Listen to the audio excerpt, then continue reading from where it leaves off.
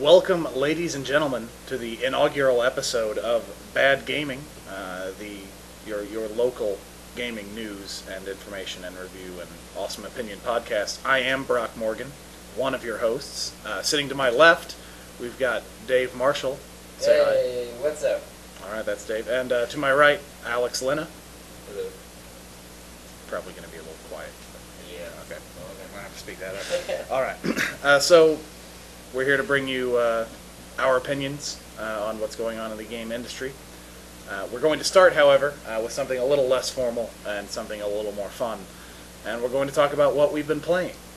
Just going through what's been going on in our personal gaming worlds. We're going to lead this off, first time ever, with Dave. Dave, what you been playing? First off, there's never going to be any formal with me, period. That works. It's all fun. But I have been a one-track mind lately. I have been stuck on Modern Warfare 3 for the better part of the last 2 months, and I don't see that. Just 2 months? Okay. It's been a while. I'm just now hitting 47,000 kills. So okay. What's your overall play time? I have 19 days worth of combat time. It's not sitting in the lobbies, that's actual running around, shooting. 19 days. That's a lot. 47,000 kills. Yeah, that is a lot. I'm kind of hooked. Kind of? Yeah. Okay. So, I guess maybe I should have clarified when I said what you've been playing. I should have maybe said what good games have you been playing. Oh. None of that. Well, I won't be negative. COD's fun. Okay. I've enjoyed it over your place several times. I would hope so. It's one of the... Type 95! It's like one of the staple games on the system. Until the next one comes out. Until the next one comes out, that's right. Other than...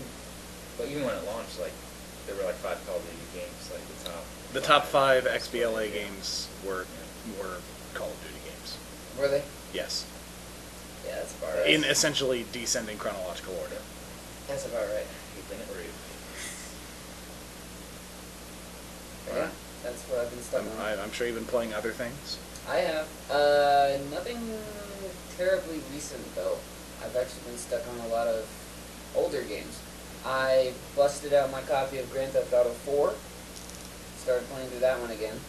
So much fun. Love that game. I know you don't like it, Brock, but I do. Oh, I love Grand Theft Auto. I just really don't care for Grand Theft Auto 4. I know. That's okay. That's why this BADGcast works. It's because we all have our own opinions. Plug in the name already. I like it. Right. I like it. All right. BADGcast, listen to us. They are listening. I know you're listening to right. it, but So Grand Theft Auto 4. I'll edit that out. No. Grand Theft Auto 4, no. He's the editor. No. I'm just going to leave all of your blunders in, Dave. All of your... It's okay. No, I'll take some of yours out. I'll take all of mine out, though, so Okay. it'll work. Fair enough. That's good, because I sound good no matter what I'm saying. Grand Theft Auto 4. Sure enough. Grand Theft Auto 4, it's one of those original, was it a launch title? I don't think so. 2008. Yeah. That was 2008. Yeah. Okay. So Had a few years under its belt. not a launch title, but it was one of those, like, original fun experiences for the system, at least for me. It was one of the first games I played on the system. Yeah, you ended up picking your 360 up pretty close to that, I think. Right. And also, another thing I played through, actually this is recent, I've been playing through The Walking Dead. Oh, there we go. All right. Tell me about The Walking Dead. I know you've played it, Dave. You played it, Alex. Your brother Nate has played it. I have not touched it. I really know nothing about it. So I guess not too spoiler heavy, because I definitely want to play it. Tell me about The Walking Dead. Okay, actually it's only the first episode. Well, Walking yes, Dead. The only one released right now. Because there are going to be, how many, 5? 5. Yeah, 5 episodes. And The Walking Dead is perhaps one of the most emotionally charged short games that I have ever played. The game is basically it's set in a apocalypse type zombie apocalypse setting, but it doesn't focus so much on the zombies more as the survivors and their interactions with each other. And littered throughout the game are just choices that you have to make between, well, I don't really want to spoil anything, but there are some really, really big choices, and there are a lot of them, and they are dramatic choices. I really wish I had a way to... Are these things going to, do you think they're really going to affect a lot in terms of gameplay going forward, or are these just small things, like, are most of these Mass Effect type decisions, are they actually going to matter? Oh, where they'll actually affect the storyline? Like real story, real set pieces, stuff like that. They're supposed to. I know that isn't the game supposed to? Or... Yeah, even just the trailer after the end of it, it seems like I've talked to 3 other people who played it, and we all got fairly different next time on The Walking Dead type things. Oh, yeah. Yeah, mine was a lot different from Alex's. So hopefully it will matter significantly. I know this is minor spoiler, but there is one point of the game where you choose basically someone to live and someone to die. Okay. That should make a difference. All right. I would think. So, all right. Apart from that, as far as gameplay goes with The Walking Dead, it's, how would you describe it? Like a point-and-click almost? It's a Telltale game, so it is a lot like the Sam & Max, Strong Bad, Back to the Future, Monkey Island, their type of game. Okay. But I was thinking about it, and the game that it probably plays the most like that I played with the LA Noire, and that there's just a ton of dialogue, almost like Mass Effect, but there's a timer, so that makes it really intense. And though Off Protocol style. Yes, like Off Protocol. And I was hoping that there'd be more choices about halfway through. It's like, I wish I could do this or this, but by the end of it, I was completely opposite. And it's like, this is perfect. I wouldn't trade the tension from the timer for more choices to read at all. That's really encouraging. I know we talked about gameplay a little bit, and there's a lot of dialogue. Like, what is the moment-to-moment gameplay? Because I still don't really know. Most of it what is it actually walking is. from character to character and talking to them. There are very few adventure game-like puzzles.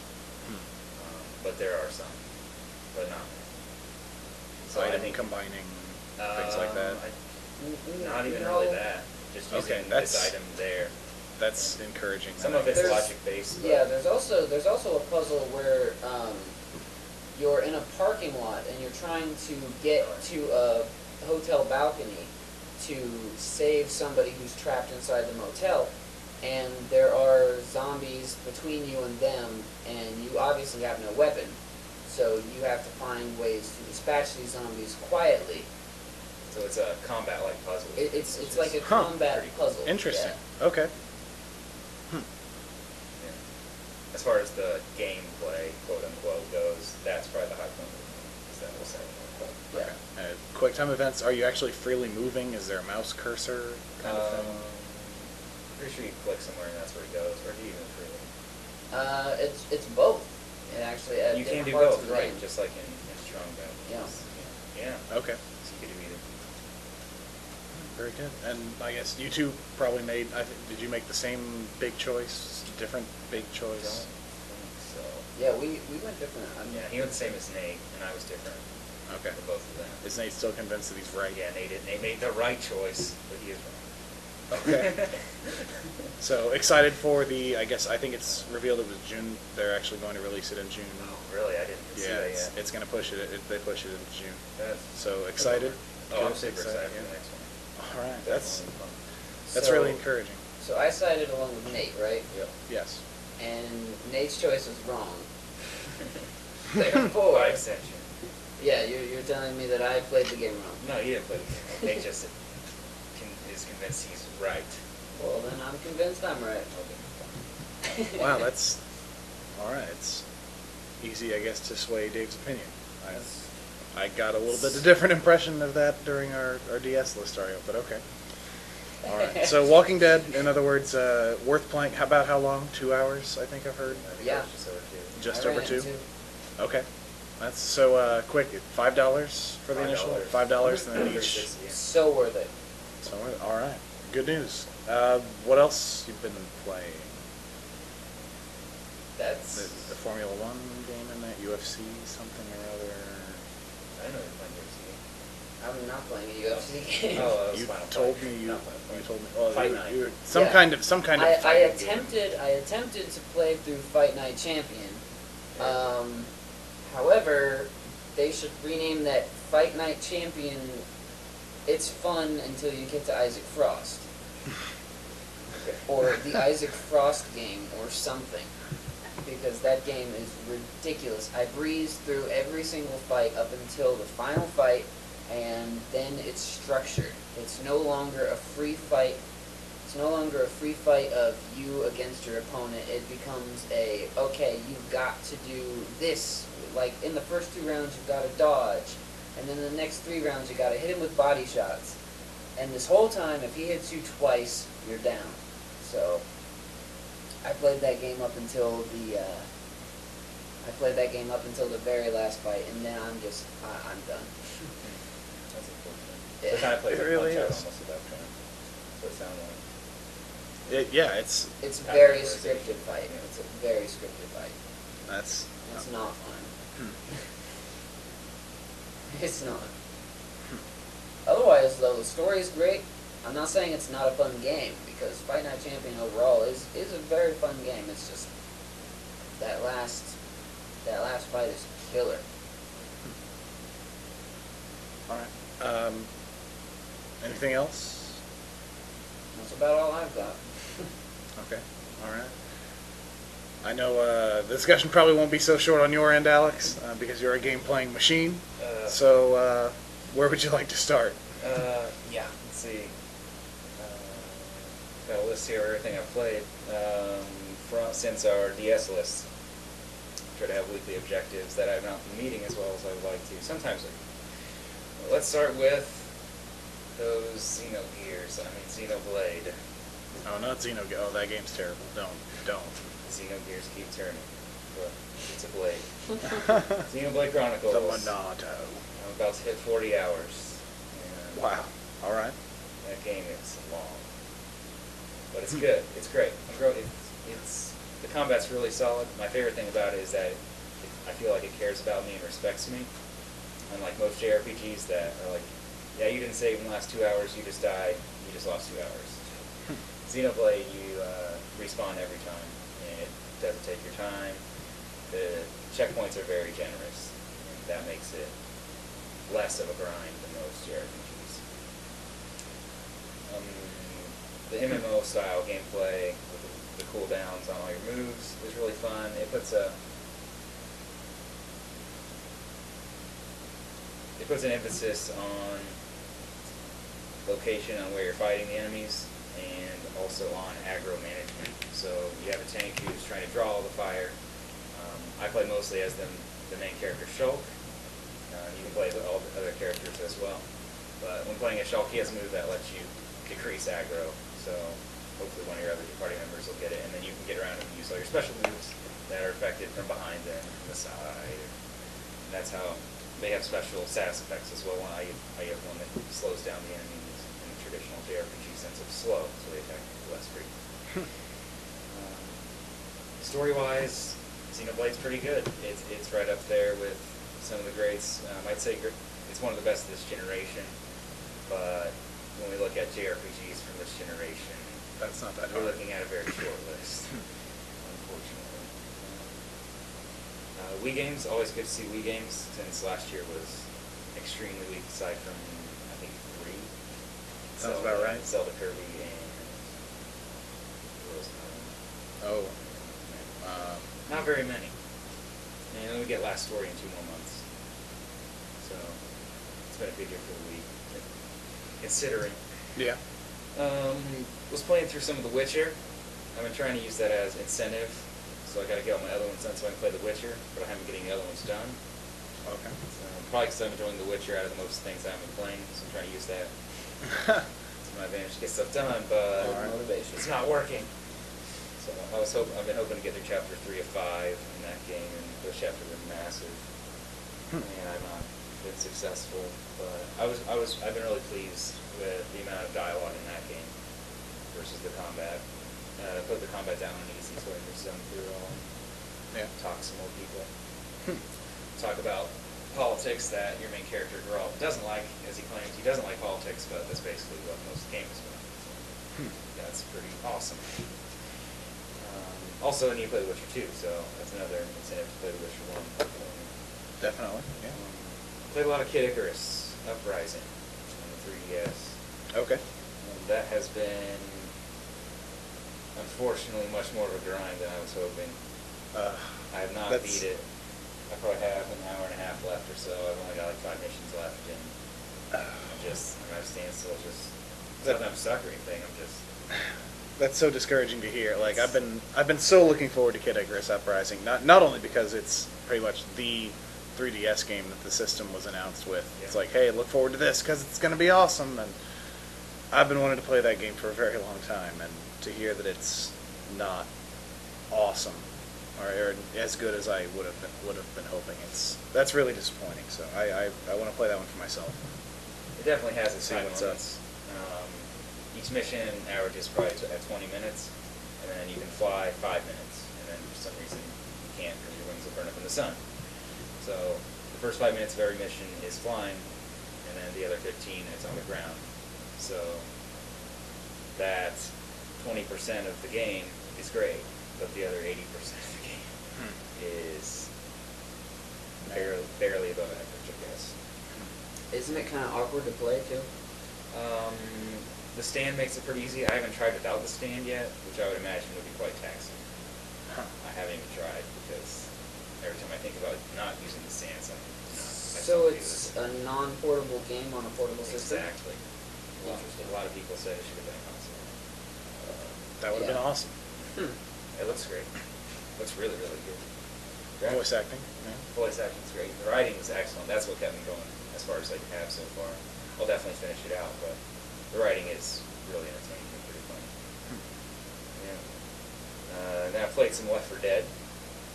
Chasing that zombie genocidist achievement. Oh man. 53,000 something. 685 or something like that? I can't remember. So I'm at 40,000 now, finally. Getting there. 15,000 plus more to go. It's about 7,000 shy of my Call of Duty score. There you go. That's it. Okay, there we go. It's a lot easier to get Left 4 Dead kills. Every week now, we'll be tracking that, and we'll see who can get to 53,685 kills faster, Dave the Call of Duty addict or the Left 4 Dead achievement hunter. He can get 600 kills in the time I can get 30. But he doesn't play Left 4 Dead as much. That's true. I haven't played much. I still think he'd beat me. Look for updates next week. Oh, right. Yeah, it's a reason to come back. So Left 4 Dead, still good? Yeah, Left 4 Dead's still great. I still think it's the pinnacle of the Xbox achievement system and making you play the game differently to experience all the game has to offer. Yeah. It's way up there. Yeah, Gotta get crowned. Gotta get crowned. Headshot in the witch. Not easy to do. They got it. Anyway, more Xenoblade. I purchased Botanicula, and I played most of it. Checked the walkthrough, checked my progress. What? I'm pretty close. What the heck is Botanicula? Botanicula is a point-and-click adventure game, not in the old school at all. Very much new school. I think the most inventory. No, old school. And,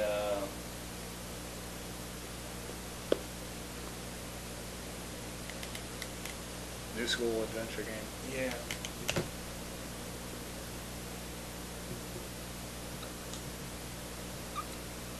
Yeah, Botanicula, I think the most inventory items I've had at a time right now has been like 2 or 3. Oh, most of the that's time awesome. it's 1. And even more of the times so far I've had 0.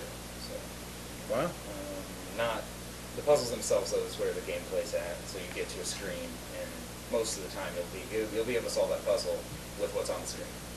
Wow, So that solves a okay. lot of problem with people's problems with the old school of adventure game. Yeah, I've always kind of shied away from that type of game just because it's so dependent on figuring out the developer's logic, and Yep. I was burned early by games. It's like, okay, you need to combine these 2 items to make this, and these 3 items to make this, and those 2 to make this other thing, which you can use on this screen you saw 2 hours ago to find this item to let you unlock this door to get this chest to get this key, which fits in this door that you need to go through to progress. And that's supposed to make sense. I just bad. Hours ago. Yeah, no good, no good. That is no good. We won't have that problem with BADGaming. Not at all. The game is really good looking in a technical and artistical sense. And it came with a soundtrack when I downloaded it, and I'd cool. already played some. I was like, man, why is the soundtrack going with this? Man, I've listened to it a lot, and it grew on me a ton. It's very charming, extremely weird, just like the game itself. So it's Okay. you play as a collection of plant-like things, The like a mushroom, a walnut, botanicula. twig. It makes sense. Botany. a, Wow. I'm not sure exactly what one of them is. It's like a fly with one wing that looks like a feather. My What? guess would be it's almost like a dandelion seed, but it's weird. Super Okay. weird. Haven't quite beat it. Really close though. Patrick Klepek of Giant Bomb calling it the most charming game he's played in years. And he said he more so than Rayman. Yeah. I would definitely disagree with that Okay. because Rayman made me smile all the time, and I didn't smile much while playing Botany. I was just like more confused, and this is extremely weird. Okay. But the music is interesting at worst. It's interesting. But I agree on here. I like it now. More adventure games. Playing some Monkey Island 2, The Chuck's Revenge. Oh. On the Xbox Live Arcade, the special edition. It lets you switch between the new graphics that they have, which look very nice, and then the old original. Old original. Which style. don't? No. I would imagine. Well, No. the old one? No, definitely No, they not. don't. No? Okay. They do not match up at all.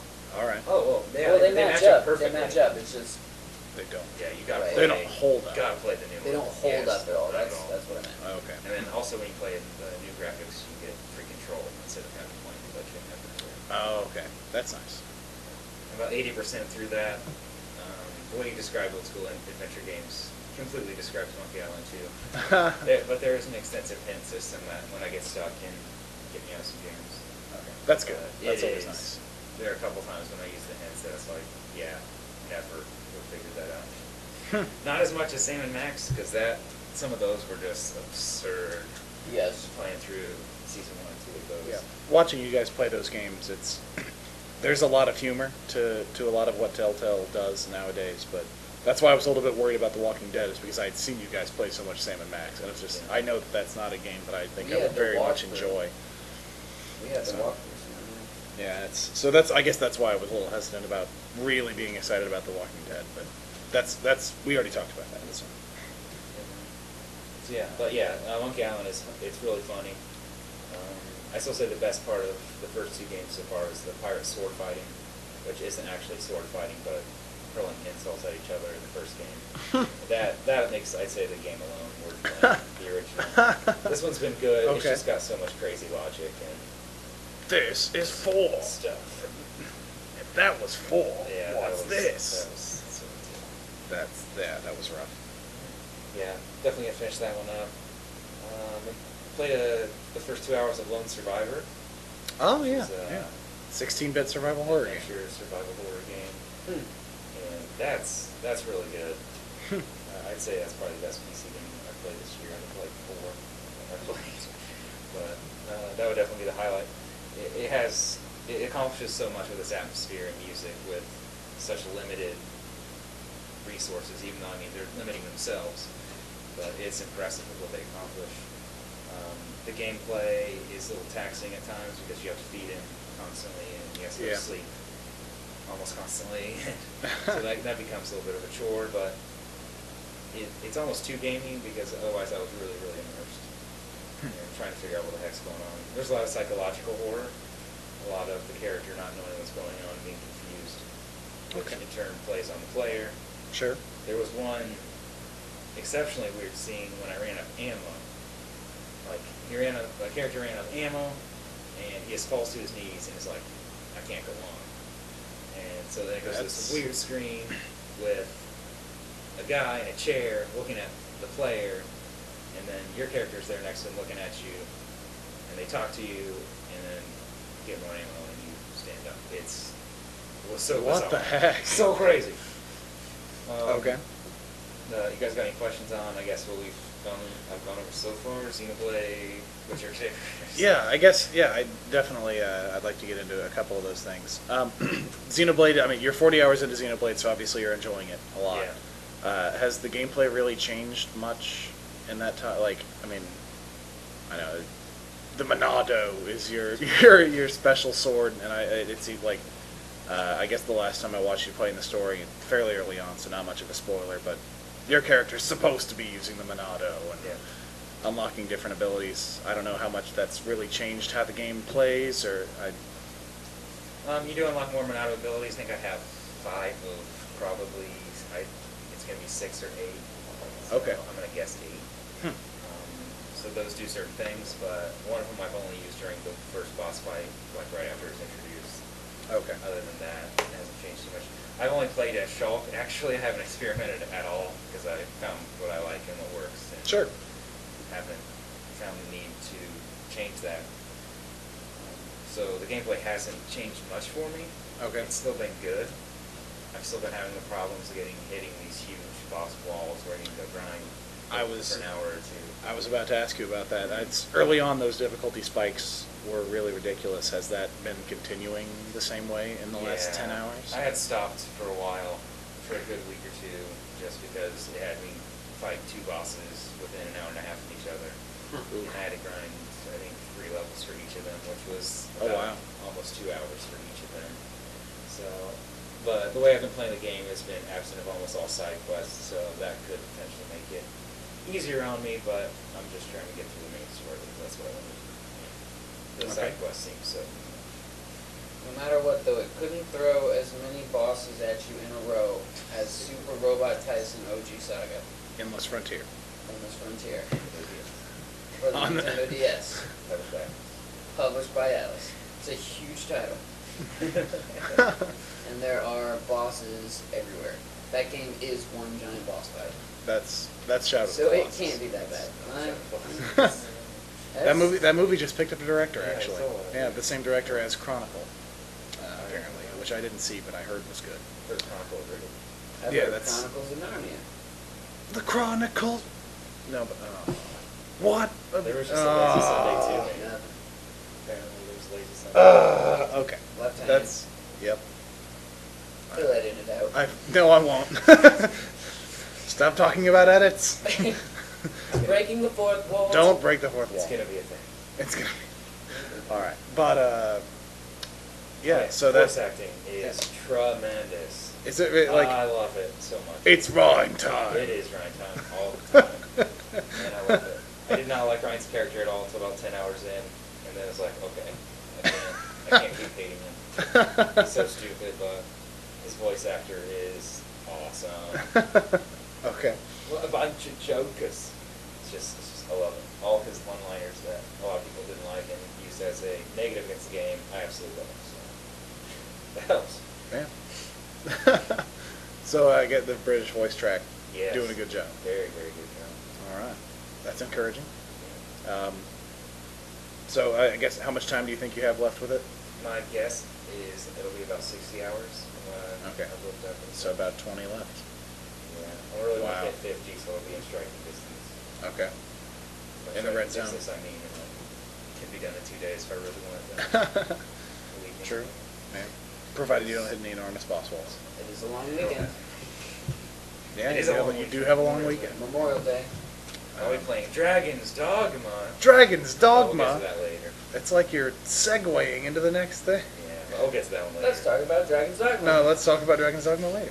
Yeah, let's talk about Later. Let's see. So I guess back to Lone Survivor. Yeah. Survival horror is all about immersion and making you feel a certain way about Powerless. yeah. It's I know I talked to you the other day about Lone Survivor, and you mentioned that that eating and sleeping mechanic actually does more to pull you out of the experience than, I guess, giving you more of a sense of realism. Like, has that? I mean, atmosphere. Like, I would assume the atmosphere is really good, though, for being 16-bit. Yeah, stuff. it's like, really good. The sound design is also really good. That helps a lot, of course. So that's good company. Okay. I know we didn't get too much into what the actual gameplay is like. A lot of it is adventure, so you're just finding stuff, picking it up, trying to get to this next door to open. Okay. There's one example. Like, I compared it to Dead Space mode just as far as the story goes. Okay. There was this one pulsating wall. It's like, oh, there's something behind this. So later I find some scissors, and he's like, I can't believe I'm going to do this. And he the flash wall. Wow. He's like, I can't do that again. So you walk through it, and that's how you get to the next area. Holy cow. So there's that. Then there's shooting. You have a gun, but like we already talked about, running out of ammo is not the best thing to happen. I only did it once, so I don't know what happens again. It's supposed to be a 4-hour game, and I got to play about 2 hours, so I'm halfway through it. I lost a lot of progress after I died once, so that's why I stopped. Okay. Other than that, there is some stealth gameplay. Oh, really? There's a lot of holes in the hallway you just hide behind. You go out and play some rotten meat, that's what draws the monsters. They walk by you while you're hiding, and you walk by, and then you go to the next one. Lots of shooting, though. That's what I probably do the most of. Okay. Let's see.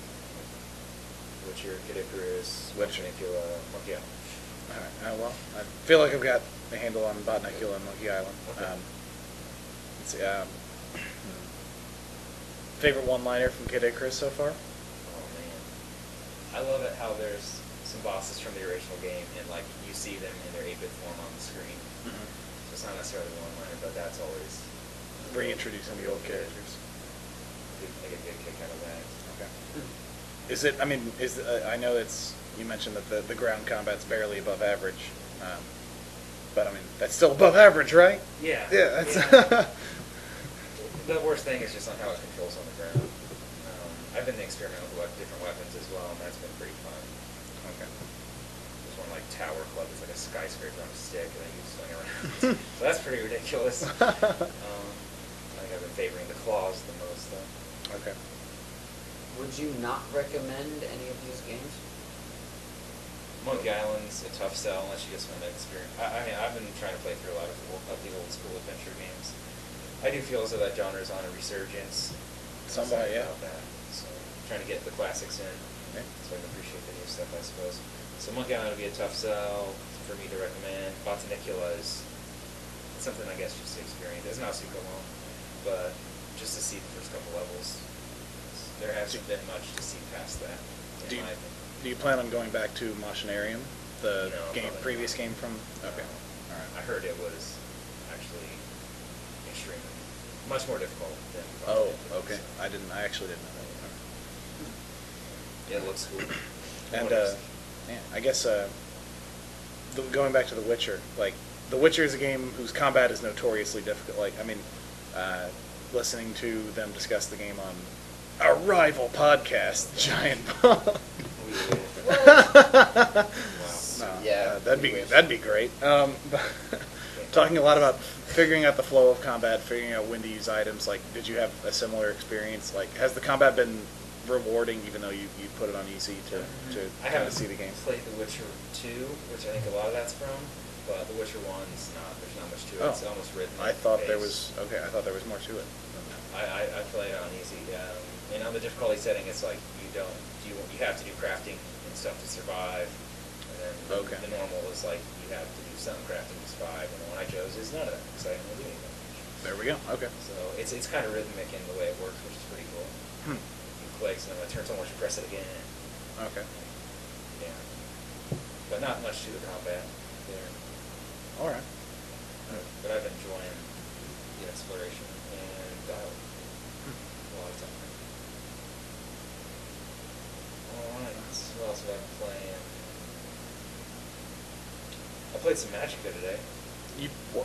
Okay. That, Yeah. yeah. How's that going? That game is really cool. Yep. It's only the second time I had played some of it. The different styles of magic and the millions of combinations is just a really good idea. Yeah. I haven't played with multiplayer, which would probably make it even better, because you have that many more different combinations. The writing, though, is probably the highlight so far. Oh, really? Because it's just stupid hilarious. Okay. Like I learned the spell, crash the desktop, and Yes. it's so fourth wall breaking, self-referential. I just helped this one old lady. She's like, I got these rats in my basement. Can you help me kill them? I'll give you some coins that I have. And then goblins show up and almost kill her, and you kill them.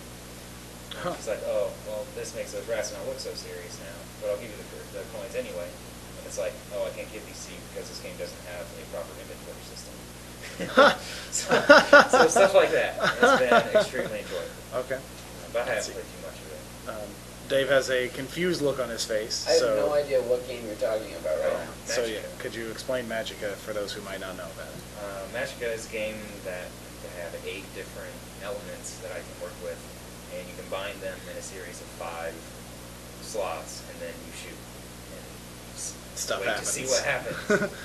So. And, yeah, really cool. Yeah, so like the one that he described, Crash the Desktop, my understanding of that is you put your however many things together, you use it, and then one thing on the screen will randomly die.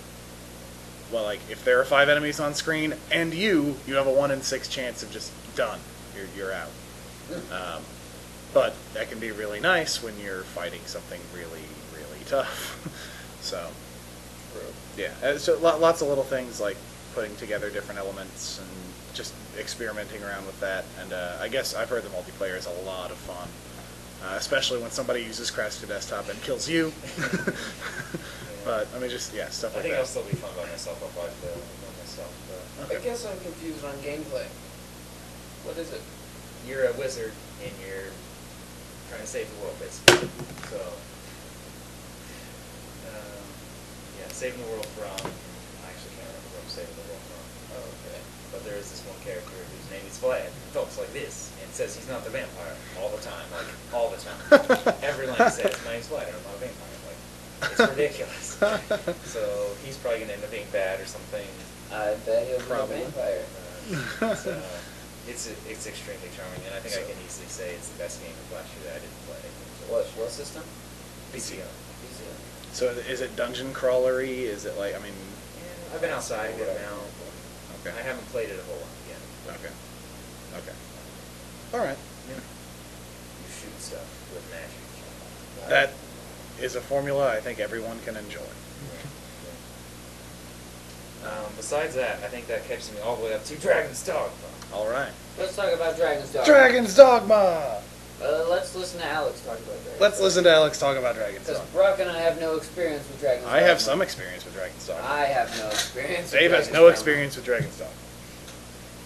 Well, I think most people should have experience with Dragon's Dogma. Ooh.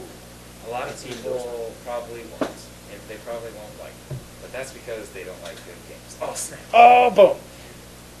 It's been really interesting reading reviews about it because there are several negative ones, and of course, when there's a negative review for games people like that other people don't like, they are in a flame war against the review. Yep. Because everyone has to have the same opinion as me. How dare you dislike this thing that I like? I need validation as to why I Exactly. like it. But I think a lot of it, and one point that's been brought up about the poor reviews is that expectation management has been the biggest thing working against it, and comparison has been working against it. Okay. I played, as of this time, I played 7 hours of the game, which I feel like I'm starting to scratch the surface. I'm getting in there. I think it's supposed to run 35, some reviews I read. Okay. So I'm getting in there, getting my hands dirty. But I don't understand why it's being compared to Skyrim, because there are two things in common. It is open world and it is fantasy. And there are dragons. There are RPG elements and there are some dragons. Although I haven't seen one aside from the opening cutscene. There's a giant dragon. There's a giant dragon. How could you be so heartless? Who steals your heart? Yeah, And- yeah, that happens. He takes your heart.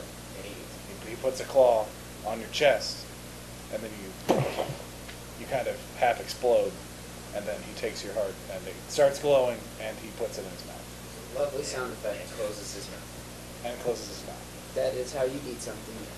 So since then, I have had next to no story in 7 years. So a lot of people are expecting a lot of story. So what's If the they draw are, to the they're game? not. The gameplay. Explain it to me. Oh, why is the gameplay good? Why is the gameplay good? If I had to compare it to 2 games, I know, like I said, because it's been compared. But that's because it's been compared to Skyrim, which I don't think it should be at all, really. But I think the gameplay is most like the Souls series, Dark Souls, Demon Souls, although there is no lock-on, which makes it like Monster Hunter, which it also plays like. So it is a good hybrid of those. It is extremely Japanese. So why is it being compared to the Western Skyrim? I don't know. It's Because people are stupid. Because it looks almost kind of like it at times. Maybe, in the way it looks. But gameplay, I'm not even gonna say that. Okay. The biggest complaints against it are that the world itself is heartless, like your character. So, wow, that's wow. That's Just the, wow. The brilliant observation that the group of people have been making. But I don't really care about that because gameplay is king in this game, that's for sure. Although Okay. I love story in games, but if I want a story in a game, I'll play a Bioware game, I'll play a Phoenix Wright game, I'll play something that has strong story from the start, and not Dragon's Dogma. So if you're expecting a strong narrative from a game, and you play Dragon's Dogma, you'll be disappointed. All right. If So you're expecting Skyrim from Dragon's Dogma, you'll be disappointed. So there are, I mean, yeah, it's so Monster Hunter and Dark Souls, cool. There, I guess the pawn system probably needs some elaboration. Yeah, 'cause yeah, that's definitely. really, really cool. The pawn system is really cool because you make your own character at the start. Then you have a primary pawn, which is your pawn, and then you pick a class for yourself and your primary pawn. And you can change those at pretty much any time with a fairly low cost. So I'm on my second class, and each class has, I believe, 10 ranks you can get to. Okay. And I think I got to about 4 or 5 on my first class, and I'm on the second one, and I'm at about 4 or 5 there. Okay. So it's like Final Fantasy and jobs. Yes, Like the job it system. is a job system. They're vocations. Yes. So are these pawns like combat partners of yours? Yes. That is, yeah. Then you that's- go yep. into this area called the Rift, because pawns don't exist in our world. It's so weird. But they exist on a different plane of existence almost. They aren't human. They don't have the emotional capacity to do things for themselves. They're kind of like slaves, but they're pawns. So that sounds better than slaves. Okay. So, well, you go into the Rift, and you pick out 2 other pawns to complete your party to make it the most balanced for your play style. So I started as a Strider, which is the rogue archer equivalent, and I made my main pawn a heal and make. So when I get hurt, I can heal. So then I picked a warrior and another mage that's going to do some damage out of Cool. the Rift. And those are other players' pawns in their game. So what's really cool is I go questing with them. I go on some quests whose pawns I'm borrowing are not going on those quests. And when those pawns go back, when I release them, they take that quest knowledge with them. So if they take that with them, and then that person goes on that quest, their pawn will light up with a red exclamation point and say, hey, we should do this to do this quest. Oh, that's really cool. It's really cool. That's really cool. It's kind of a, modified Dark Souls level. Yeah. Yes, it is like that as well. That's really yeah. A lot of people are complaining that it doesn't have full online. I'm completely okay with that because I really like the online system and there's a lot of innovation in that, the way it works. You can also send, that's how you trade items, but you just give them. It's like, thanks for using my pawn, here's some rotten meat. That's that doesn't seem like a present. That's what I've been doing. I've actually been getting some good stuff, so Oh, that's good. I've been surprised. I haven't been given good stuff, so sorry everyone out there. I've only given rotten meat once though. Normally it's a good old beef steak or restore some stamina. That's good. But besides all that in the pawn system, the combat boils down to you have your right bumper and your left bumper that you can assign to 2 different things. For mages, it's primary and secondary. For my Strider, it was my daggers and my bow. And then for the warrior, it's a sword and a shield for your secondary. I chose the Strider because I have the most stamina, and I wanted to climb on stuff like Shadow of the Colossus. Yeah, that's something that I wanted to bring up is, like, the enemies, for the most part, are scalable to some. Yes, most of You them can are. climb them. Most of them you can climb, and they all have weak spots, and that's where you do more damage. So that's been really cool. I've been fighting a ton of Cyclopses. Yeah, we'll go Cyclopses. Cyclopi? That'd be ironic. Cyclopi. That's good. Cyclopi. That's not. Cyclopi? Anyway, been killing them, shoot them in the eye. Some of them are wearing armor on the heads, though, which make it more difficult. So they've been going down quick. Chimera have been going down quick. I have not fought a Griffin yet, which is kind of disappointing because that was in the demo. I thought it'd be sooner. Yeah. That's all right. I'll probably get to that soon. So you climb on stuff to kill them, and on the Chimera especially. Chimera is a part lion, part goat, part snake amalgamation. Yeah. And you can chop at the snake's head, and then that part of it will die, and that won't hurt you anymore because snakes are what deals the mega damage. And then the goat is like the magic caster, so that'll like do negative status effects to you and such, like poison and sleep.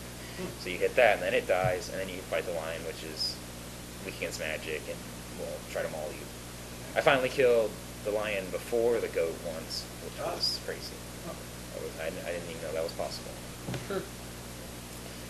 Yeah. And that's so far in Dragon's Dogma. I've really been enjoying it, and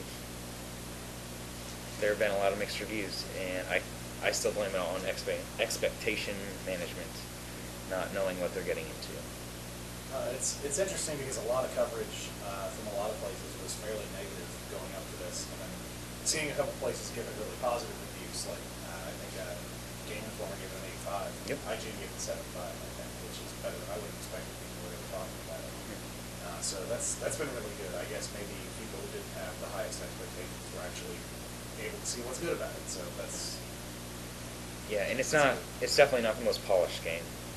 The inventory and menu system is it's not a great user interface, that's for sure. And the game looks good, but not exceptional on those fronts. And besides all of that, I bought an SNES. You bought an SNES. All right. So Cutting edge technology. yeah, I've been playing the recent stuff. Those new releases. Yeah. But I haven't really dove into too many of those.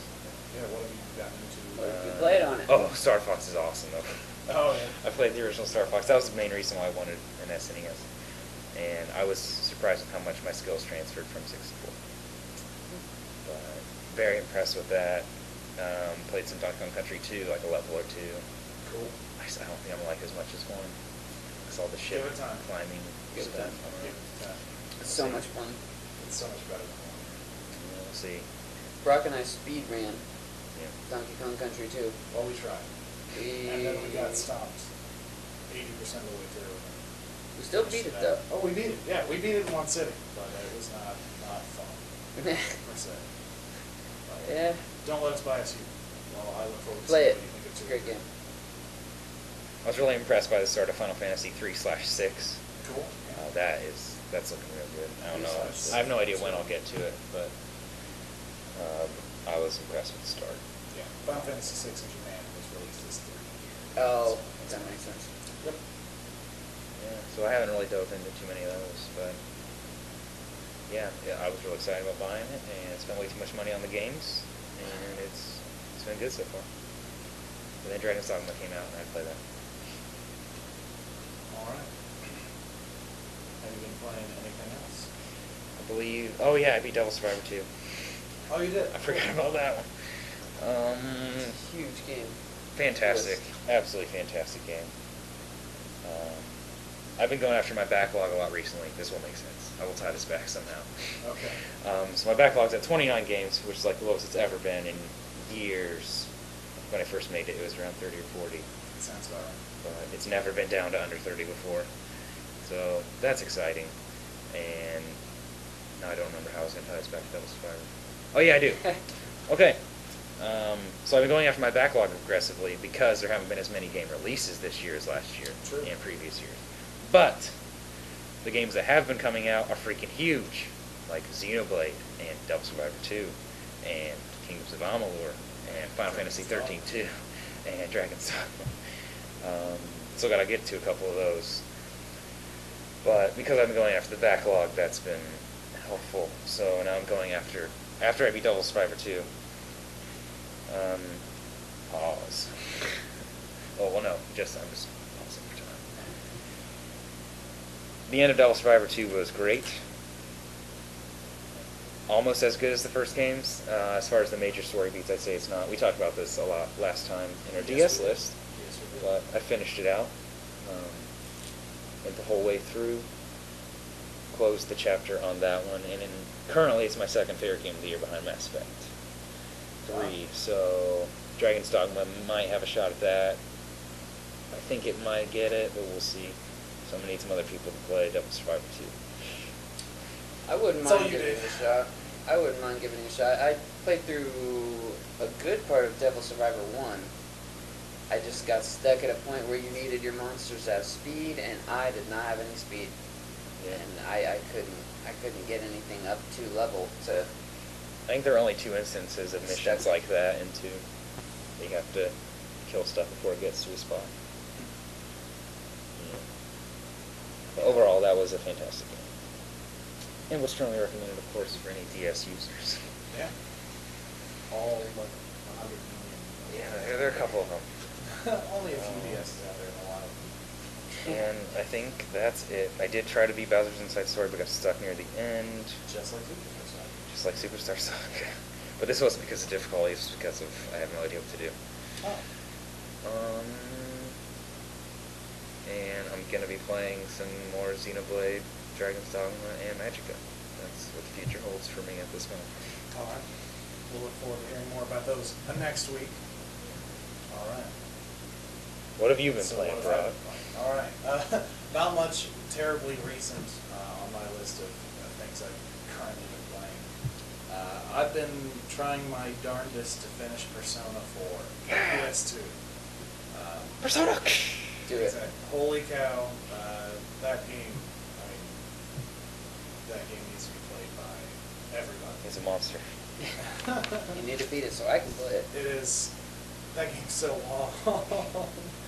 I think 53 hours in right now. I'll probably finish, if I had to guess, probably around 62. I don't know, really, but it seems like I've been going slower. But that game is the way that game has been going the last few hours is great. That's of course made by Atlas. It's a JRPG. And that game's really good. I don't know what to say because I can't talk about the story too much because that's really good. And just say that it's awesome. That game's fantastic. I've got a few more days with it still, and it's really awesome. Dave, you're gonna love it. I mean, you enjoyed Persona 3, right? I loved Persona 3. Then you're going to absolutely adore Persona 4. Good. I look forward to it. Because I would imagine you'll probably like the dungeons more in 4 than 3. The dungeons in 3 were pretty. The dungeon in 3. Yeah. Well, it was pretty non. Well, it was just. Yeah. It was So far. It was unvaried. Yeah. Is the description I would use. Yeah, I mean, when you've got that many floors that are just randomly generated, thrown together, one after another. That's something I guess that's the one part of Persona 3 I think I'm not looking forward to all that much. Say, that was my least favorite part, but it was great. It was great on those few instances when it would generate the stairs like 2 steps away from the beginning of the level. That only happened once so far in Persona 4, where it's like, oh, there's a hallway, I'll follow it. There's the stairs, yay! Okay, but that game's excellent. It needs to be played. It's a turn-based JRPG with a fantastic story, awesome characters, great social interactions. The social link system is there, and it's fantastic. And yeah, it's just, really good. Came out in 2008 for the PS2. Yeah, explain that one, I guess. But that game's fantastic. It's being re-released on the Vita, so if you're one of the 4 people on the face of the planet that have one of those in the United States, you should probably play that when it comes out. Added to that? Not that I know of. I don't. Subtitles holder. Yes, it is the golden. So I would assume it will be good. Already golden. That's right. It's awesome. That's right. And because it's yellow. And the menus are totally yellow. And Persona 4 and the arena game comes out soon. Yay! Yeah. All the characters from 4 can play all the characters from 3, and I don't understand how that's gonna work. But yeah, so Persona 4 is awesome. I can't talk about it because that game's mostly story. I got some questions for both of you then. Okay. Alright, Dave, who is your favorite character from Persona 3? There's me. Yeah. Who's your favorite character? Do you realize a lot of work? Was it? A year. Yeah, about a year. Less than you. Something like that. It's pretty memorable. All right, we'll come back. Rob, who's your favorite character from Persona 4? My favorite character from Persona 4? Let's see. Let's see. My favorite character from Persona 4 would probably have to be, I guess I'd probably have to pick Nanako. Nanako or, and then maybe Yukiko as well. I really enjoyed her character a lot. Yeah, do you want me to elaborate? Yeah, you don't have to. Okay, well, it's like Nanako is essentially your sister figure in the game. You're living with an extended part of your family, and you are essentially tasked at certain points with caring about her, and caring for her. Yeah, all of those. Nako's awesome. Nanako's a really good character. She represents justice, which is awesome. Her mother died at a young age, so she deals with fast. Yep. And that is sad. Yep. But Makes for a good story arc. her character arc is really good, and then Dojima, her father, is a great character because you get to see the opposite side of dealing with his wife and her mother's death. So that both sides of that are really fascinating to watch. And then all of your companions have some kind of inner turmoil that they're facing, and just watching them deal with that and helping them with that is great. Yeah, I think Except for Naoto might have been my favorite. Naoto? Okay. Naoto's a really awesome character. That guy is great. Yeah. All right, Dave, you got one yet? On that note, my favorite character from Persona 3, upon review, is actually definitely going to be Junpei, because that character, it's not 999, no. Oh, that's right. Junpei, the character, you see a transformation in his character throughout the game. At first, he starts out as just this irritating, immature, obnoxious, just person that you really don't want to spend any time with him. But then, over the course of the game, he has interactions with certain characters, Aigis being a big one, which I will not go into that relationship and spoil anything, but you just see the character mature over the course of the game so much. What's the girl's name? Chidori? Chidori, yeah. But, crap, what was I saying? So Junpei. Right. I gotta figure out where it was. Junpei and Isis. Character evolves. What did I just say? Character evolution. Yeah, write that down. Character evolves, Crap, what the heck was I saying about it? Oh, and I actually think it's really cool when any game is able to just write character evolution as well as Persona 3 matures Junpei through the course of the game. Because by the end of the game, he is definitely one of the most mature characters. Well, yeah. Yeah. I'm not gonna ruin anything Yeah. story-wise. I What can't. you're talking about. I can't. So you're kind of looking at Alex and exchanging these significant glances. And Right, it's like, right. Yeah. I want so badly to go into detail, but I can't because Don't worry about it. can't spoil. Can't do it. Two of the Kotaku writers are like in love with Persona 3 right now. Yes, they are. Like, there's an article a week about it. Just about. Kind of weird. My favorite character from 3 is definitely Aigis, if not one of my favorite characters of all time. Like, she Wow. is just Yeah. so awesome. So she's in the arena game, and I can't wait to fight her. That's one of a cool. I guess Your it's a favorite great character character. from 4? Oh, yeah, you said that. Naoto. All right. Not Teddy? Teddy's pretty awesome. Teddy is... I don't know what he is. Interesting. Teddy I don't know what Bear's he... I'm 53 hours into that game, and I don't know what Teddy is either. So, don't worry about that. Still think it'd be an awesome cosplay. Yep. Oh, yeah, that'd be great. It'd be hot. Oh, yes. So Yep. worth it. So yeah, I've been playing through Persona 4, and I would imagine by this time next week I'll hopefully have it done. Do it. So that'll be exciting to talk about, because I hope that game ends really well, because there are a lot of mysteries that need to be cleared up. All right. Let's see. Other things I've been playing. Oh, I actually didn't tell you about this. I went back to I'm Alive yesterday. Oh, all right, awesome. Yeah. That game. That game. That is a game.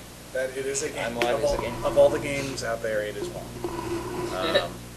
I don't know. I don't really know where I'm at on that game anymore because that fog. That fog. Yep. It's like go here, but I can't see where I'm going. Yeah, there's a map. Not really. Yeah, just find it. Huh? And I got stuck and died. You don't know what you were doing? I had gotten the medicine, and I was on my way to take the medicine to mine, and I could not find where to go at all, period, ever. And I got extraordinarily frustrated because I am so lost because I can't see 3 feet in front of my face. I wish I could say that gets better. Yeah. It gets. I don't even know if It you gets could say. it gets worse. It's still day, right? Oh God. Oh wow. Okay. Yeah. Yeah. So I have a feeling next week I won't be talking about I'm Alive and what you've been playing. It's a lot later though. Yikes. That's And it does make the fog part better by that time. okay. Well, that's I mean, it's not major spoilers, but you find a gas mask. oh So okay. that helps out. Yeah, that'll help out a lot. That's Then nowhere it's near as dark, bad. and yeah, it's dark. I don't. Yeah, that's dark. I don't care about as long as I don't get choked to death by mysterious mystery fog. Yeah. So what do you think of the gameplay? The gameplay I enjoy. The platforming is awesome. It's got a stamina bar system. I really enjoy the way that works because it manages to inject a lot of tension into the simple act of traversing this rail that you need to get across. The way it gives you a piton, I think is piton, whatever. Piton, I believe is how I've heard it pronounced. But essentially, you can sink that into whatever surface you're dangling from, and then you can rest on that to regain your stamina. But you don't have a lot of those, and you're picking them up through the environment when you can find them. So deciding where and when to use your piton, as opposed to where and when to use your stamina, stamina regenerating items in your inventory, which are also really hard to come by. I don't think it's Python. That was my guess, but I have no idea. I have no idea. Maybe that should be looked up. But I guess the way it handles tension in the simple moment-to-moment gameplay of traversal, I think, is really interesting and fairly unique. I And that also haven't played too many goes other into things like the it. fog. It's like when you're in the fog and you can't breathe, your stamina goes down, so you got to get above the fog. Exactly. Which takes more stamina to get up. It's a Yep. great tension. That's in fact why I died. It's like, all right, I have to shimmy down this pipe to get back into the fog. Oh God, I can't find where I'm going. I need to run back to where I can, and then died on the way. It's just, or halfway up the pipe. It's like, dead. But it's, yeah. So that's been really good. The combat is frustrating. Let's see. By the way, pronunciation on piton is piton or piton or Pete. Pete, I guess. So It's like a redneck. piton. Actually, yeah, we'll go with piton, I guess. Then that's Okay. yeah. So pitons. You had it right. Good work, Dave. We got like. Oh, we thought Python. Yeah. Oh, so it's kind of a. Trite. That's right. Piton. Whatever. Pipe. It is It is French. Ubisoft. Peep. Could be French. It is a French word. It I is. saw It is a French word. It's Yeah. French by definition. Anyway, after that brief tangent, let's see. What Well, was that's I? totally related. That is pretty related. Let's see. I was talking about the combat, Oh, right? there you Was I? Yeah. That was a question. All go. right. Yeah. I don't know if I can say the combat's awesome, to be honest, because I have died more times in that game than I have in most games. I think because it's short. It's a yeah, short game. it is a very short game. But I've died several times just not knowing how to get around it. I don't know. I guess I feel a bit lied to because I like the combat was definitely pitched as something like, yeah, most people you can kind of back away from and you don't have to fight them if you don't want to and people will react realistically. But no, in fact, 90% of the people you see in the game for absolutely no reason other than they're mean dudes want to kill you. It makes absolutely no sense. If they had even suggested like another way, hey, give us this, or we Yeah, need sure. this, or like even something like any way of making that more realistic than, oh, the world is now populated with armed thugs, would have been a little bit better. But so I mean, you'll just randomly be accosted by these 4 dudes, 2 of whom have guns and the other 2 have machetes, and you have a gun with 1 bullet in it. Good luck, dude. And it's just extraordinarily frustrating when you get it. He's surprised to attack one of the guys with the gun. Pick up his gun, shoot the other guy with the gun. And then, I've still been killed with me having a gun, I've still been killed by 2 dudes with machetes. Yeah, that's funny. Because eventually they're like, I don't think you're going to pull that trigger. And it's like, I don't have a bullet. Oh, crap. And then they walked up and macheted me in the face. Yeah. It's just like, when you get it right, it's awesome. Yeah. But every other time, it's awful. But it is, at the very least, interesting enough to make it work. I like it so much because it's just so different. It is. It is. Yeah, that's it. That game has a lot of that going for it. It Back is. to the platformer real quick. I'll Yeah. say Uncharted every time I can. Go for it. Yeah. It's so much better than Uncharted because Nathan Drake is a Superman and Yep. can climb infinitely Yeah. with so much inhuman strength. I mean, Assassin's Creed's guilty of that as well. But Yeah. At least it makes sense for Assassin's I like Creed. picking on Nathan Drake. So. But yeah, it's the platforming is really realistic. The combat's interesting. And that game is better than most people gave it credit for, I think. But, yeah, but that's something that is worth trying if you have $10 extra laying around on XBLA, or was it 15? I can't remember. Probably 15. But I don't know if I'd pay 15 for it. hey, you gonna play through it? I know you watched me play. Get an endless start. I'll let you play a good couple hours. Yeah. What did you think? Would you play through it? Would you play it? I'd give it a shot. It's But only one. a different game. Oh yeah, because you only have Yeah, like One bullet. Yeah, bullets are more precious than gold. more or in that less. game. But it's one of the most interesting games that I've seen recently. Yeah. And I think it's kind of trying to take the atmosphere a different direction than Post-apocalypse. most places go, which that'll be the second game that I've played recently that does that. So Yep. yeah, I'll play it. Cool. So what else you been playing, Rob? Let's see. I have. Okay, yeah. I just played through Journey. I've been really actually looking forward to the opportunity to talk to you guys about this because I haven't talked to you at all about it, Dave. And has Dave played it? Did you No. play it, Dave? David's No? not played it. Okay. And I hadn't really talked to you about most of this, so Yeah, I'm we gonna haven't. I'm gonna give a brief spoiler warning here. I am going to talk a little bit vaguely about the end of the game, and I'm also going to sound a lot like a girl when I'm doing it. So if you're averse to that, go ahead and tune out now for about the next 5 All right, minutes. Dave, let's get out of here. All right, I'm going to talk into this microphone while these guys leave. The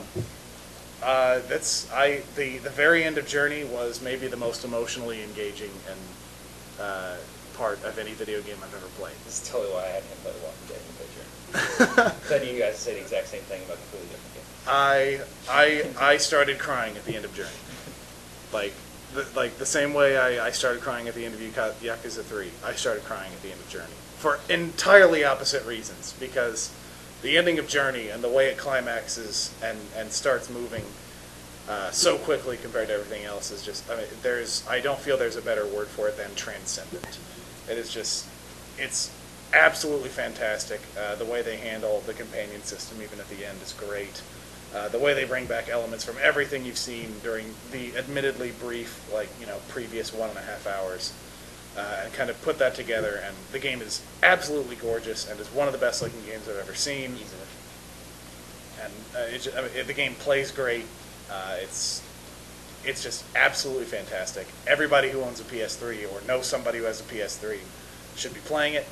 It's absolutely awesome. I hate online games, but the online multiplayer in air quotes is great in Journey. I immediately became attached to the random people who I found wandering through my world. It's like, all right, that dude's over there. I'm going to walk over to that guy, and we're going to start doing this puzzle together. And you work on that, and then you move on to the next area, and then something will happen to that guy. Like, I had a couple people, like, die. Like, they got absolutely obliterated by something, and then eventually a new guy would show up. And it's like, I wonder if that's the same guy. I saw him get taken out, but sometimes it wasn't. But I think I get destroyed like that. No, luckily. I managed to get through. I got the trophy for not getting your scarf cut. Right. But That's how you know if it was them. yeah, it's well. I mean, it happened in a part where your scarf gets damaged naturally anyway. Ah, okay. So that's why I wasn't sure. Okay. But I ended up playing with 8 different people. But It was great because my brother Thomas beat it, and it shows you the names of people you play with after you beat it, Yeah. so you don't know why you're playing. And one of them had like profanities in it, and like they're always some of them were just ridiculous names. It's like that's what it's all about. That is what Journey is all about. Playing with these douchebags that you wouldn't have known they were douchebags. I guess maybe a little more explanation is required. Like, you'll be playing through the game completely on your own, and then you'll see another person who looks exactly like you for the most part wandering around. There's no communication in the game other than kind of this chirpy note-making button that you can hold down for various lengths of time, and that does different things. But there's really no communication. It's just you and this other random dude you just saw for the first time working through something.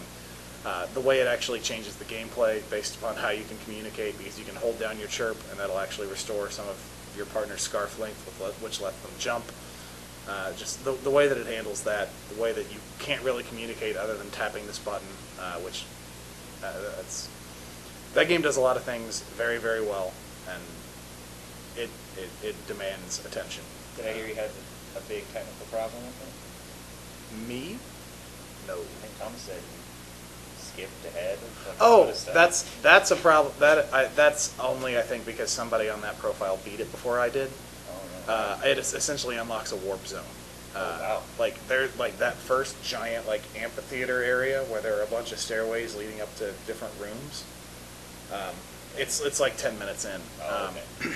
But essentially, you can walk up those stairs and you'll see this kind of glowy Oh, okay. thing in front of you, and I was like, oh, I wonder what this is, and warp to the second to last area of the game. So it takes you to those are the different levels. Exactly. Oh. It'll let you switch to the different Okay, levels if yeah. you. Yeah. So it does that. It was something I shouldn't have messed with, but I wouldn't have seen it if it was my first time going. Because Nate, my other brother Nate, got stuck in the environment, which had some technical issues. Yeah. That game's fantastic, and I'm sure I sound a little froofy talking about it the way that I did, but playing through it, I think you'll see what I'm talking about, because that game's great. Yeah, no doubt about it. Journey is great. Yep. And I'd say, yeah, definitely top 5 best looking games I've ever seen. Yep. Whoa. Holy crap. Graphically, Holy crap. There's almost nothing to the game, so all I did is work on the environments, and it's super brilliant. So, yeah, it looks really good.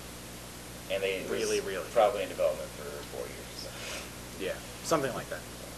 But you would, yeah, Uncharted, eat your heart out. Your sand looks terrible compared to Journey. Yeah.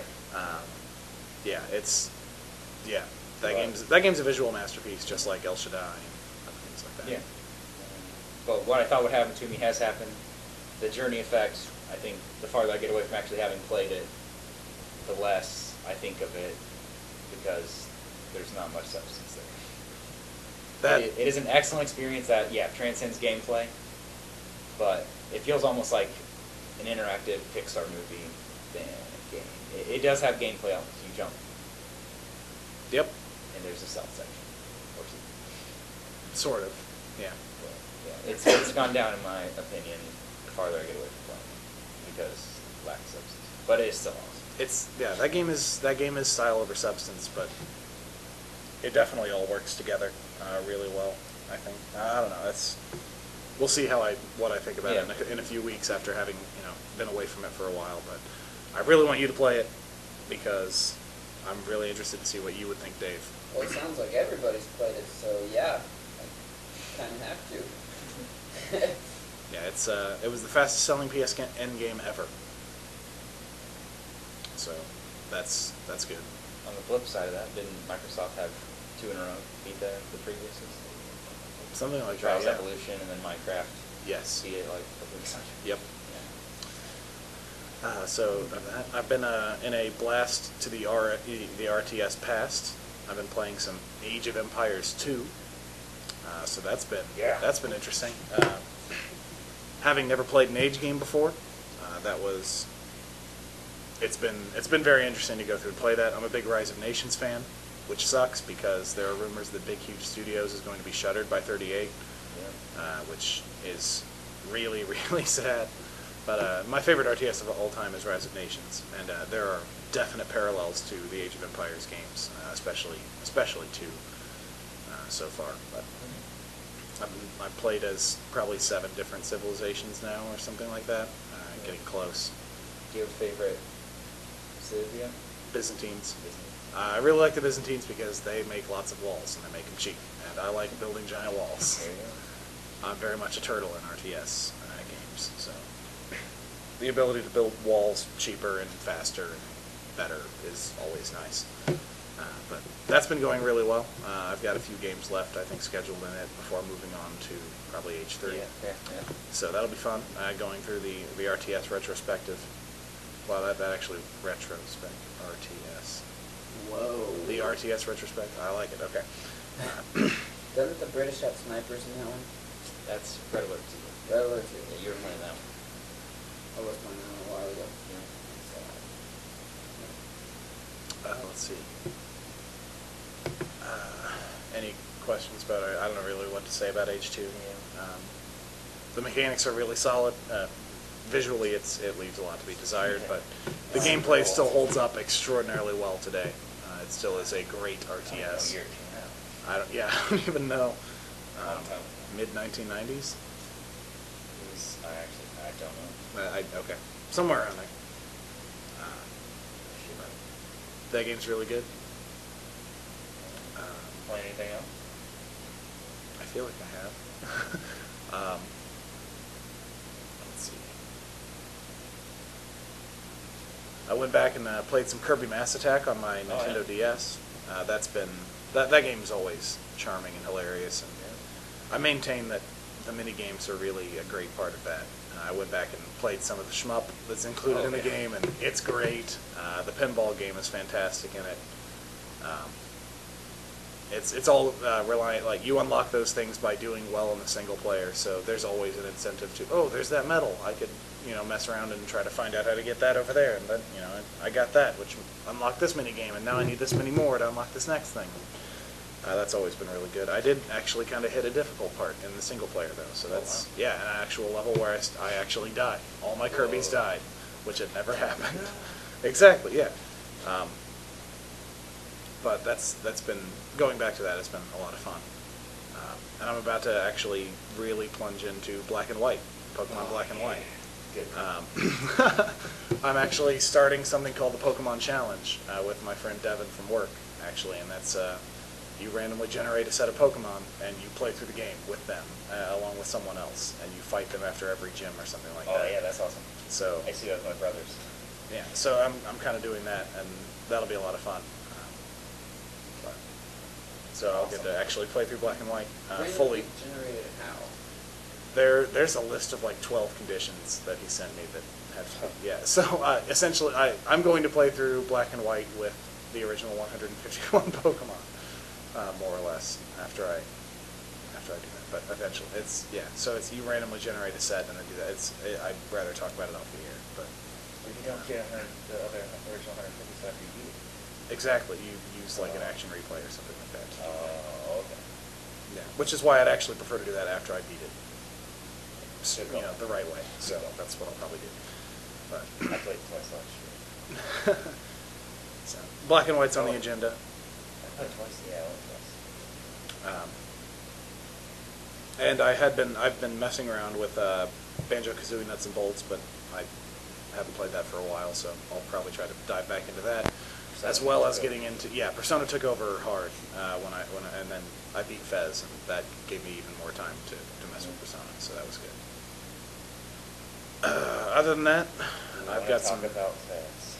Do we want to talk about Fez? I want to talk. I always want to talk about Fez. It's another game I know nothing about. Exactly, which is why I want to talk about Fez. Go for it. Dave, you need to play Fez. See, this conversation is more for my benefit than anything. You and our listeners. Dave is our best listener. Yay! We have one. The yeah, voice of the people. I guess. The uninformed masses. Let's go ahead. Everyone needs to play Fez. Everyone.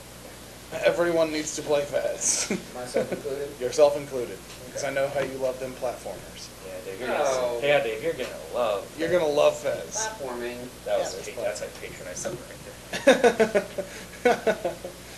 Are you patronizing me? But I think you have a shot at enjoying Fez, because Fez is not a typical platformer. And there is way more to Fez than you will originally anticipate. And by the time you figure out there's more to Fez, you'll be like, holy crap, I have to find out what more there is to Fez. If you like platformy, puzzle, mystery, what the am I doing in this, how is this going on, the developers are insane games, then you'll really like Fez. Whoa. So, that game is insanity. It is Phil Fish's madness in a box that is virtual because it's a downloadable game. Okay. So you need How to many play that. dimensions is that box in? Huh? How many dimensions is that box in? That dimension, that box is in like 5 dimensions. Okay. Hypercubes. But essentially, it's a 2D platformer, and you get an item fairly early on, which lets you rotate your field of view. So It's a Fez. it's a Fez. You get a Fez, and it sits on your head, and it sits there and is red and has a tassel like a real Fez. But it's not really a tassel; it's just a pixel because it's like 8-bit, 16-bit. It looks great, but old. 10. But essentially, you're always on, like, imagine being on a rectangular prism. So you're on one face, and then you press the right trigger, and you rotate faces. So you stay there, but then your entire background shifts around you. So you use that to change your perspective, to do platforming, solve puzzles, things like that. Collecting cubes, and then once you collect enough cubes, crazy stuff happens, and more crazy stuff happens. And then you figure out the really crazy stuff, and then you have fun. So it is possible. Okay. I had an extraordinary amount of fun with Fez. I know it doesn't seem like Alex did. I only got the first 32, which is apparently what's been recommended before looking stuff up. Apparently.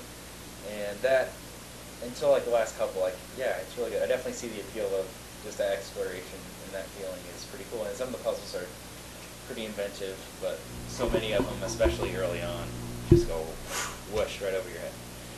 And apparently you find them out later. Yep. But, yeah. There's a lot of mystery solving to be done in that game. Stuff that you'll see, and it's like, what am I supposed to do with this? And then you'll figure it out. Like deciphering it 20 hours later. Wow. Yep. Yeah, there's a lot of stuff to that game, and you can look at it and really not realize what's going on until you have this amazing bolt of realization strike your brain. You're like, holy crap, I just figured this out. Time to go get all these cubes. And then you do more stuff, and then that game is just, I really fell in love with that game. The puzzles that it introduces and the way that it sets up that world is absolutely fascinating, and I loved every second I spent messing around with that world. And when I go to boot up I Am Alive, it's right there in my quick play after Fez. And it's like, I wish I had an excuse to go back and play more Fez, but I don't, because I got everything. Huh. So, Interesting. yeah, I wish I had more. And I love the soundtrack, even though most people probably won't love it as much as I do. Yeah. But the soundtrack's great, and I love almost everything about that game. So I think you would enjoy it a lot. But as you start playing it, hopefully I can talk to you more about that. But I don't want to say too much. Fair enough. Get the cubes. Get the cubes. All the cubes. I'll do So what many cubes. I'll do what I can. All right. Is it feasible? Yeah. Is it probable? All the cubes are just Silence. Met by silence. I got all but 2 items in the game on my own without looking stuff up. Okay. That's more than most from what I gather. So but- it's not braid difficulty. No, it's probably more than, it's different. It's very, very different. Way different. It's not the same kind of, Braid is tough because it sets up its mechanics in certain ways and makes the platforming difficult. There are a couple puzzle elements that strictly use platforming, but Fez will make you do things outside the game to figure out the stuff inside the game. Okay. Like Fez requires an entirely different kind of thought. Yeah. Do stuff outside the game to affect you in the game. I have a notebook of notes. I have 10 pages of notes that I took while playing Fez. Wow. I like that kind of stuff. Like Actively engaging you. actively engaging, dedicating a lot of thought to it and what's going on to figure out how to do the stuff that you're presented with, and even some of the stuff that you're not presented with. That intrigues me. It is like solving a giant mystery without the mystery being directly presented to you. Weird. Okay. It's a good description. I guess. Maybe. I hope. I'm kind of flying by the seat of my pants. Because now my expectations are set. Oh, good. Okay. Play Fez. I will. All right. So that's week 1 of Fez discussion. Join us next week on the BADGamingPodcast. After I beat it. No, probably not. So like that game became everything I was thinking about outside of playing the game. I would go to work and I was working on solving Fez puzzles in my head. Like all I wanted to do was talk to people at work about Fez to get them to play Fez so they could help me figure it out. Alex was playing through it at the same time, so that was really awesome to kind of trade back and forth what we were doing. That was a lot of fun. So it's good stuff. I remember something I just played. Oh, I played Mario Tennis Open. Oh, Mario Tennis. 3DS. Yeah. It is 3DS. Mario Tennis on the 3DS. It is Mario Tennis on a 3DS. And not much else. Ah. But you can play the original Super Mario Brothers with tennis. I didn't get that Oh. far or whatever. It's a little mini game. I haven't played too much of it, but it's really basic, but still engaging and fun. I like Mario Tennis a lot, so Really? that's good to hear. Really not much to say about it. Definitely, I don't think it was worth the $40. So. That's fun. But yeah, I'll pretty much buy any 3DS games. It's Mario Tennis. You can buy Dream Trigger. I did buy Dream Trigger. I guess I'll look back though. Oh, But I'm totally gonna get Theatre Rhythm, Theater Rhythm? Final Fantasy, Final Fantasy Theater Rhythm? and Theater Rhythm? and Kingdom Hearts Dream Drop Distance. Isolated Special Edition. Nice. Get some AR cards. Yeah. So I guess we could do what we're looking forward to. Yeah, that's what I was. So, Sorry. we've got. There are a lot of games coming out later this year. Some just getting announced before E3. More getting delayed into next year. Yep. But that doesn't mean we can't be excited for them. I guess Alex, start us off with what you're excited for. What are you looking forward to playing? Well, I'm excited about E3. Yeah. I'm playing E3. That's always fun. I'm super pumped for Lollipop Chainsaw. Yeah. I like to compare year to year the games that come out, and like this game has to beat this game from last year. So stuff like so Syndicate had to beat Bulletstorm, fail. Asura's Wrath had to beat Bayonetta, fail. Like all these other ones from past years, but Lollipop Chainsaw has to beat Shadows of the Damned from last year, which should not be difficult, I hope. But we'll see. Not Mad World? That was like 4 years ago. Mad World 2009, and Well, different still. developer. Well, it does have a chainsaw, that's a good point. But yeah, the Suda game that came out last year was Shadows of the Damned. And this year the Suda game is Lollipop Chainsaw. So that's why I'm grouping them together. Yeah, I see. I still don't think Shadows was weird enough to be a Suda game, although it did have a ton of crazy weird elements. I think I expected Suda's version of Hell to be much more disturbing, I suppose. Yeah.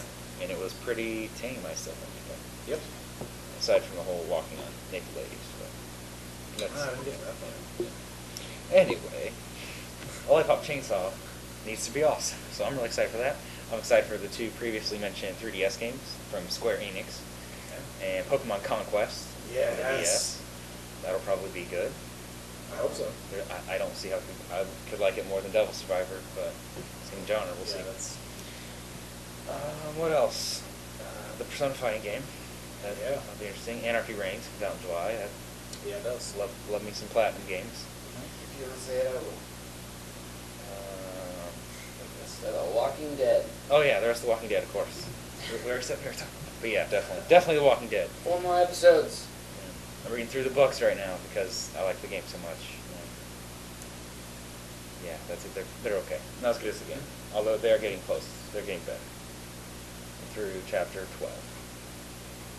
Yeah, lots of Walking Dead.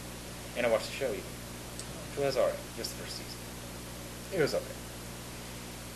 Besides that, I'm excited for The Last Guardian, which will probably never be released. So I'm gonna go cry now.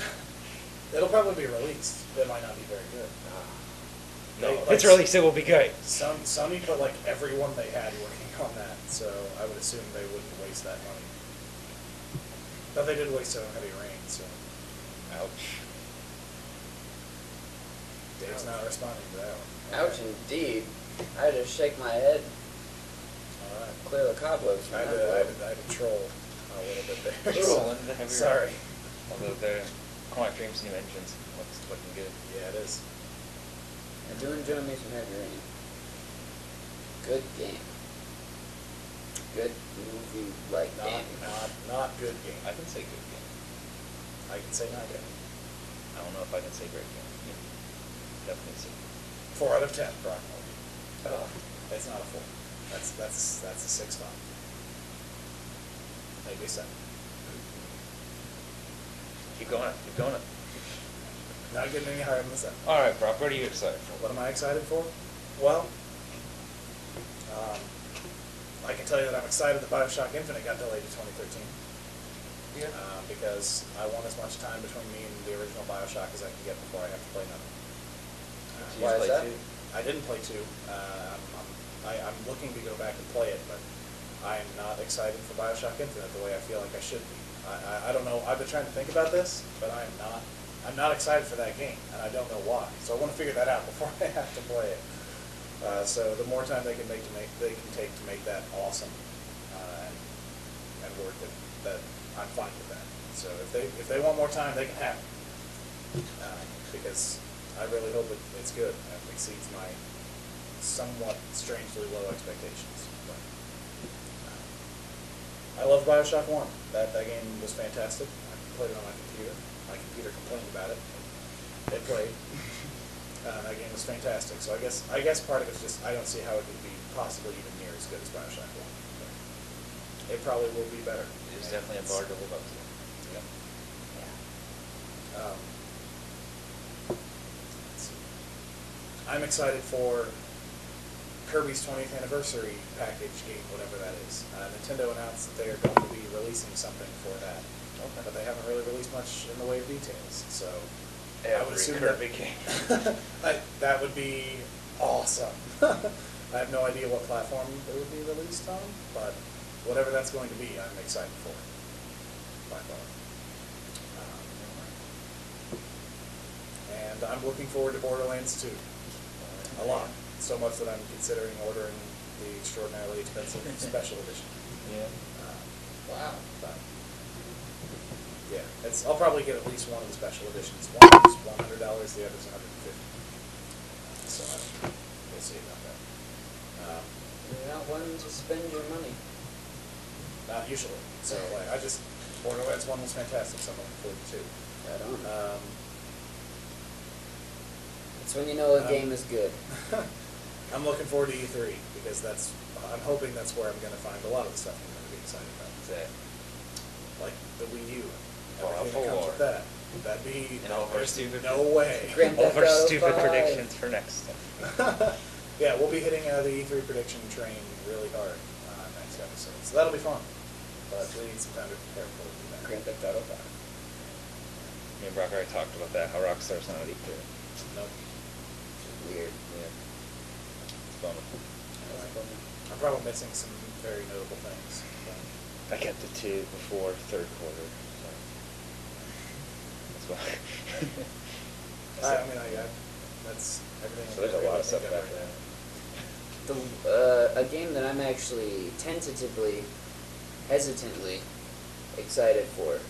Not sold on it yet, but I still think I'm gonna play it. the new Assassin's Creed that's coming out. Oh, Assassin's Creed 3 is going to be awesome. Oh, it's so not going to be Oh, awesome. it's going to be great. I don't know. I'm ready to be let down as much as I was by 2. I don't know.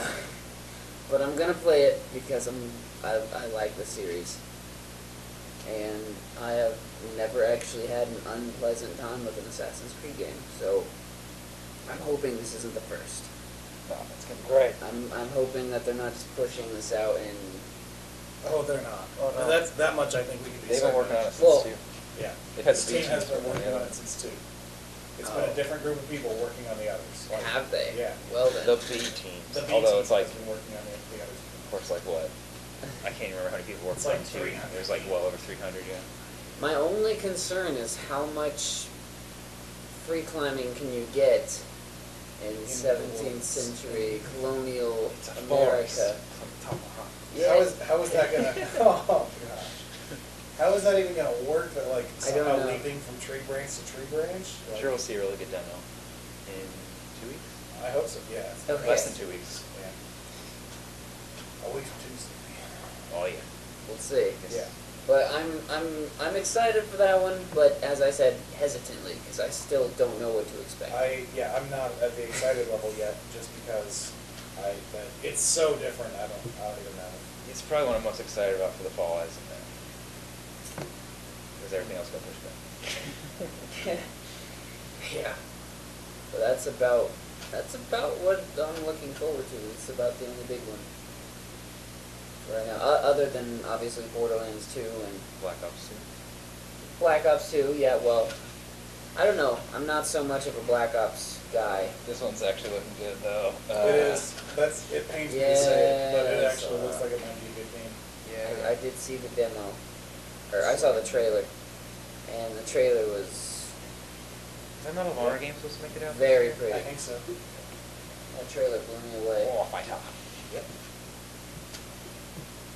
But I mean, I'm not a Black Ops fan so much, but I'll play it.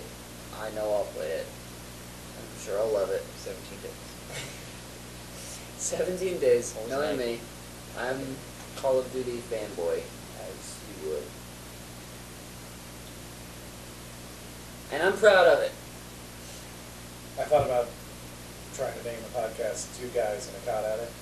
But 2 guys and a cod addict, yeah. Yeah, it's fairly accurate. Could have recorded a potential name session. That could have been fun. that could have been, well, we Still can. Still can. It's Just we're not posted, locked just in. posted it for this. They don't even know. But I don't know. Am I missing anything big time? In terms of what I should be excited for? What I'm excited for? Let me take off the. Just need a wrap. I haven't even really looked into the fall yet. Yeah. I'm just focusing on the second quarter. Yeah. And third quarter as Borderlands. Yep. That's most of it. I mean, I really haven't looked that far ahead of that. Because there's so much in June and July this year for me. Pretty excited. Yeah. Oh yeah, Dave, you might not know. Juliet from Lollipop Chainsaw carries her boyfriend with her all the time as a pet A disembodied head. Awesome. on her like waist. Like it's gonna be so weird Awesome. in the best possible way. I love Simba's madness. Yeah. So that's Crazy. that has so much potential to be as good, if not better, than Johnson from last year. So. Yep. Oh yeah. Killer 7. Not Killer 7. No. Killer 7. No. That is all. Power Rangers were cool. Yep.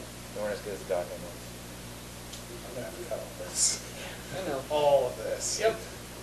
God, We're, it's we're, so we're pretty much awesome. the conversation point Do we now, wanna- but we need to Do we want to talk outro about that. Do we want to talk about anything else before we leave? All right. Next week on the Bad Gaming Podcast, we'll talk about the Diablo 3 launch fiasco, because we're running out of time now. And only one of us maybe really actually cares at all, and I actively hate it, so that'll be fun. We'll talk about our predictions for E3 and things we expect to happen, things we don't expect to happen, and things we absolutely hope in our heart of hearts will happen, even though they definitely won't. Hey, Luigi's Mansion 2 happens, so anything can happen. That's true. That's true. So we'll get into E3 predictions, and I'm sure we'll have an awesome elaborate scoring system for that. So that'll be fun. We'll continue to talk about what we've been playing, what we look forward to, and hopefully we'll get into a little bit of the week's news, which we didn't get to this week, but I hope will be a continuing feature from going forward here. So if you've made it to this point, thank you. We hope you enjoyed the inaugural episode of our little thing here, and we hope you'll tune in next week for the second episode of the Bad Gaming Cast. Thank you indeed.